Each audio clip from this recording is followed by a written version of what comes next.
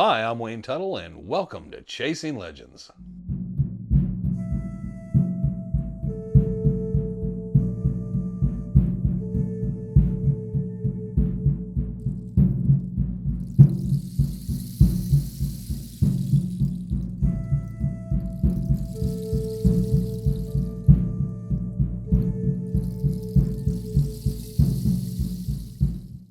Welcome back to Chasing Legends. I'm Wayne Tuttle. I'll be your host, even yet once again. And please go down, hit the notifications bell so to find out when videos are coming out, right?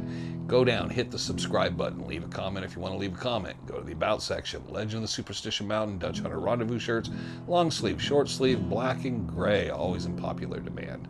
Soon to come, maybe something else, I don't know. We're always trying to be creative and work stuff up. This week, we're going to talk about something. It was something that I'd read, something I kind of researched and put some time into. I believe Randy Wright did as well. And I think we both went out and spent some time out there. I always hate when I'm guessing at something, but I know the individual. Randy might have made contact with him. Randy was kind of always the one that would make contact with people and be like, I'm going to go out with so-and-so. And I'd be like, you know about their reputation first. But he was far more trusting. I wouldn't say, you could say naive at the time. He was more just coming into the Lost Dutchman stuff early on. But I believe he talked to or ran into this individual, and I wanted to kind of see some of it and see what was going on with it. I'm very surprised there never was a documentary or anything really came out of this. I kind of understand why, and I'll explain that. But regardless of what some people say, and we will not be talking about the individual's personal background because of some personal problems and trials he went through later after all this. It's kind of similar with Michael Bilbrey and other people, is if it didn't really have anything to do with his whole Lost Dutchman Superstition Mountain experience at that time, then I don't think, it doesn't bother me too much, and there's a lot he's said publicly about what happened with him. His name is John Victor Ramses, and the book was Quest for Peralta Gold. And John Victor Ramses, I believe, still has, if he doesn't have a YouTube site, he has one that's still up that he used to have a podcast and stuff on. I think he's into paranormal stuff and a lot of other things and all. Anyways, this book is about his time, I believe in the 90s, I think, or 80s. I kind of lost myself already, but there's two different periods he was in the mountains. He had moved from Phoenix. I believed he had been up in Utah or Nevada, and he'd come down and got interested in the superstitions. He was here with his wife. It's an excellent story about what can happen to your family if you get too obsessed and too passionate with these sort of things. You get too drawn in and think you found it, you've solved it, you've completely nailed it. And it can just overcome you, and I've watched it happen with a lot of people, not even just 10 people or 20 people, probably close to 100 people I've seen where literally I saw that they were almost becoming unhinged with what they thought they knew they had. And sometimes people all think that they're cons, but they're not con men necessarily. They actually really believe these things. And they don't know how to step back, create the separation, and do the research. And then when there's fault with their research, how to step back, take a breath, and look at it and understand where they've gone wrong. I've done so myself. There's number of things I've done research on, and then I found out later I was wrong. And I go back and I fix and I look at what it is, and I have to change my mind. I have to clear my head, and sometimes it's hard because I got to remember, okay, that isn't real anymore. And Randy and I worked really hard at that, and that was, we tried to be not just skeptics, we tried to use a scientific method to a lot of what we did. We tried to do a lot of stuff. It's kind of those things I've always tried to continue to become better at, researching things. Where, okay, we're looking at an area, why were these people digging, taking samples, getting assays of the samples, look at the mineralization content, keeping track of it, looking at what they said of the history. All these things are important. So with John Victor Ramses, The Quest for Peralta Gold, which has the subtitle, A Hidden History of Red Mountain. Now, anybody that's out here, Red Mountain is kind of along Shea Road as it goes down to the highway, down by Fountain Hills. And you can't go there. Okay, there's no trespassing there. I think it's the land ownership is the Tohono O'odham, and they do not want anyone there. It's considered a sacred mountain. But at the time, he got back in there and spent quite a bit of time, and I think things were a little more lax, probably once his book came out, things changed a lot. There was a lot of treasure hunters started going back and getting interested. He did feel this attached a little. He tried to attach it a little to the stone maps. It was briefly in the book, but it was kind of almost like an afterthought. He kind of looked and wanted to see if it did he thought there was a few things that might connect, but then he wasn't sure, and he wasn't even sure if they were real, and he kind of briefly starts to touch that, and then he's away from it again. What was very interesting, he took maps and a number of things, and he went out and he kind of looked in the area, and he started trying to line certain things up and descriptions and things on various maps, and he found that Red Mountain in that area seemed to fit a lot of the maps. And in particular, some of the stuff does seem to fit, but then there's a lot of places in the superstitions that fit, and other things like that. So he got very involved in this, starts making his trips down. He starts hiking in, starts looking. He was trying to sample and go back in. He was looking for a covered mine. A lot of this was based off the profile map from Adolph Ruth. He really kind of worked with that methodology. It's a well-written book because it plays two things. One, it's about why he thought it was Red Mountain. Unfortunately, he never recovered any treasure or anything major out of it. So the book kind of leaves it kind of there where he feels he found it. He feels he kind of solved part of the mystery and whatnot. But at the same time, there was enough negativity associated with it and things happening in his life, especially to his life, but other people in the area he was shot at and so forth, that he just kind of, I think, abandoned the project, moved on. But if you read the book, and it's a very difficult book to get, hopefully Trevor will get a really good kind of shot of it, but it's a really excellent book. It really is. I wouldn't put it in a book that every Dutch hunter should own, because I don't really believe in the Red Mountain thing. I investigated it quite a bit, and I'll talk about that, and Randy did. Randy kind of felt it had some legs to it a bit when he went in and all. But kind of what I really liked about it is it's a great story. It was actually pretty well written. If you're into the treasure hunting story type of thing, and you're looking at what he's trying to present, even if you know the Lost Dutchman and you don't really believe in some of the things he's saying or realize where he made some mistakes and errors, it's still well done. You still kind of almost wish this guy was right. He found a lot of very cool things back in the area that are described in the book. There's pictures, there's drawings. He did a nice job. He put it together very nicely. And it's about his initial search and everything that happens to him circumstantially because of it, and then his return later. But really well done. Now, he felt that the Peraltas had been there. This is where Jacob Waltz had been, and using the profile map, he wanted to search Red Mountain. I'm not going to give away a lot of the particulars in the book or anything, because if you can find a copy, get it, read it. It's worth it. Most of the time, you can find it for 10 or 15 bucks when you find it. And like I said, it's well written. It's a good book to have on your bookshelf, and it's a fun read. You'll go back and want to double check some stuff in it after you've read it, but he did a really nice job. So kudos to John Victor Ramsey's at least for putting this out. And this is very early in his career, I believe. I believe he's probably in his late 20s, early 30s when this happened. So he's young, he's married, he's got kids, and it also kind of shows you how the destructiveness that treasure hunting and the obsessions that people can develop with them, what it can do to their marriage, their jobs, their families, everything around them. So that was an excellent point on the book, is I think it's a must read for a lot of people, because I think it kind of brings that out as what can happen to you. There are times that you get so engrossed, and most all of us do, but we manage to kind of break away. But where that's all we were waiting for is the next time me and Randy can talk on the phone, the next time I can open a book and start researching something again, next time we can get them out. You almost go as like, man, I you know what, I got to get out, And you feel like the draw of it, the obsessiveness and that passion gets where you just kind of neglect your common sense. And we all hit those moments. We can all have them. Generally, as a rule, we kind of take a breath once in a while and go, what am I doing? I need to mow the yard. I need to pick up after the dogs, or pick up the dog food even.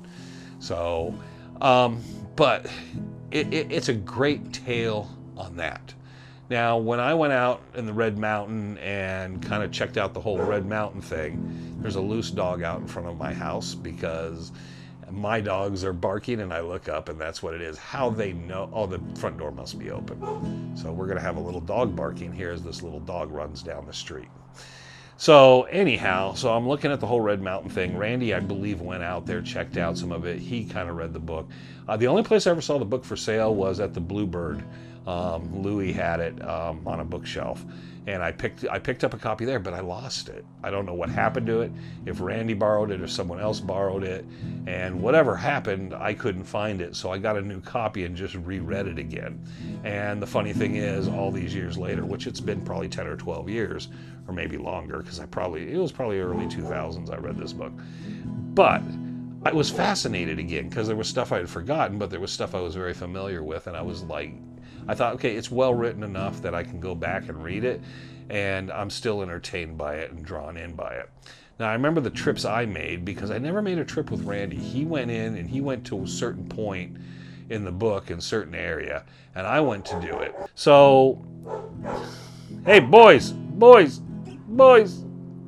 All right, so I go back in, and where this was in the 2000s, early 2000s, and I managed to get a friend who was part of the Tohono O'odham tribe to take me back so we could go in. And I said, it was purely based on this book. I brought it out and wanted him to kind of go through it and talk about it. And I said, I want to see some of the stuff myself, because the photographs are from the 80s, 90s period, so they're not really good, great, clear. It's a publication that I think was well done for its time and time period, and everything is well done.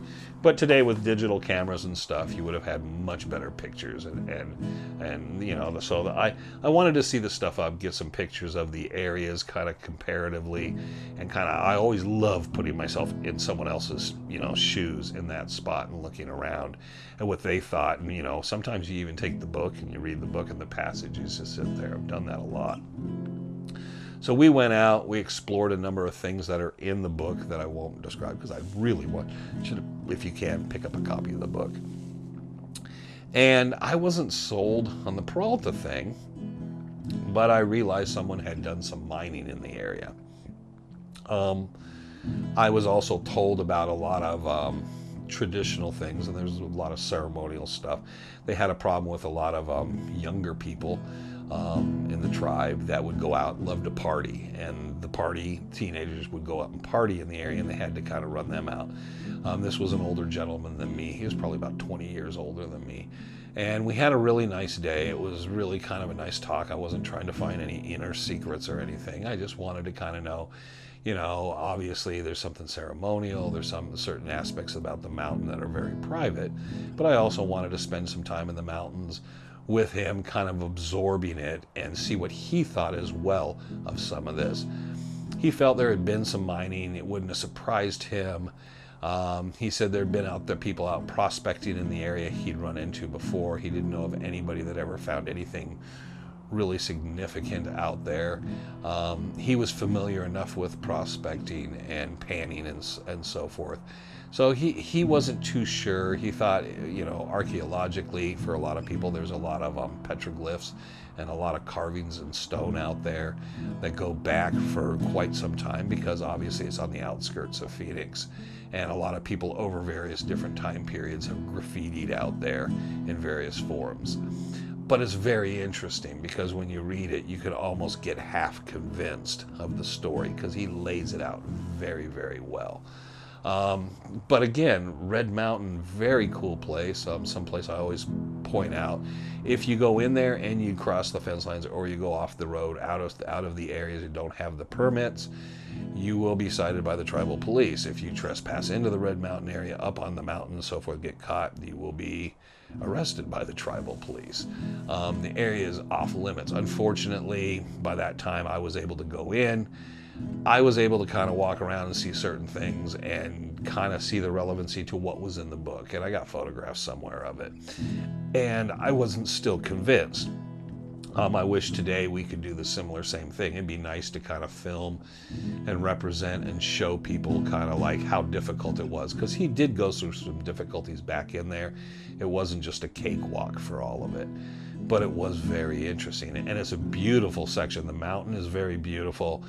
You're down by where I believe it's the Salt River and the Gila River, where they both meet, where they join up down in that area. It's beautiful. I know Out of Africa was located there for years, but they've since moved. And there were some stone circles in the area that one time on a few hilltops. Those have seemed to have disappeared too. So I can understand the tribe having issues. The Yavapai are across the road in the casino and stuff, but with people coming in and some of the issues and problems that could have happened. If you tube, you can go tubing kind of down that way. But you got the river, there's some picnic areas, get a permit, enjoy it, take some pictures. Red Mountain is a very beautiful mountain. It's a very scenic area. Perhaps you'll run into some Pima Tohono O'odham elders or somebody older that has some great stories, and they always have. Sometimes you get the right guy, he will have some great traditional stories and stuff, and those are always fun to listen to. So I got to learn a lot about the mountains, and I learned to respect the people's opinion of it. I think the fact that I didn't think it was the Lost Dutchman Mine helped me to respect that more and not want to make further incursions in there. I wish we would have had a video camera or something like that. I could have got some video and stuff of the area. But again, I have the photographs that are on a disc somewhere from many, many years ago that kind of tell that story a bit. Again, anybody wants to pick up this book, excellently written, great story, and the sub-story in it. So I continue to hold it up because people always going to say, what is that? The Quest for Peralta Gold, A Hidden History of Red Mountain by John Victor Ramses. So, and originally it was published sometime around 2000 or so, I think. Again, I'm so surprised. Today's age, this book would have been, they would have, well, I don't know, there would have been a problem with, obviously, the Tohono O'odham, but they would have tried to do a television series or a reality show on this, because it was really well done. It's pretty much his perspective, his story alone. Never met the gentleman, never talked to him. I don't know if he ever catches or runs into this stuff. Perhaps if he runs across me, he'd be one of those people I'd love to sit and interview about some of this stuff, this particular topic only, not a lot of other things that have happened to him in his life, but this particular thing only, because there's a lot of psychology involved with this. But an excellent story of one of those areas where the Lost Dutchman was. I don't mind talking about those if I got background material. If you're just out there and saying, oh, I found it, and here's 52 pictures and this and that, and here's part of my theory or whatnot, it doesn't hold as much. If you've written a book and you've invested that time, and especially these books are almost self-published to some degree, you've put that time, energy, and money into it, and I can reference and review that. I can sit there and talk about your presentation and what you believed in and so forth. So, Red Mountain, not the Lost Dutchman Mine, but hey, nice at bat over it though too. So definitely pick it up, check it out. You can find it on Amazon. You might find it on eBay, probably more likely. So that'll do it for this week. We got the Treasure Hunt of the Year Awards coming up March 15th. So we'll be our inductees there. And then the next Chasing Legends you should see probably will have something to do with that as we continue on, as we continue filming. Look forward to the Legends episodes. I think we got about 5, 6, 7 of those finished. Trevor's wrapping up. There's a few bits and pieces we're trying to work around with that, and then what we filmed recently, kind of incorporated and work this out. There's a couple location things we have to do, and once we do those will be done. There's a project Trevor was working on for his capstone honors project before he graduated. It's a film that he was putting together. Now he's taking it back, and he's taking that film and putting it in something that maybe everybody can see. It's a whole different perspective. It's not necessarily the psychology, but it's the Dutch hunters, their story of the mountains. And the idea is trying to get it so where you kind of understand this is the Lost Dutchman, but this is where we're trying to explain why these guys invest so much time and everything into it. Not their solutions, not their puzzles, what they believe in, but talking about each other and the friendships, the relationships, and so forth. It's very, very nice. It is very cool to hear that perspective, and it was really well done by Trevor. but all that goes to each and every person that he interviewed and so forth. So they came to it and just were purely honest and emotional at times with it, and it really comes off super well.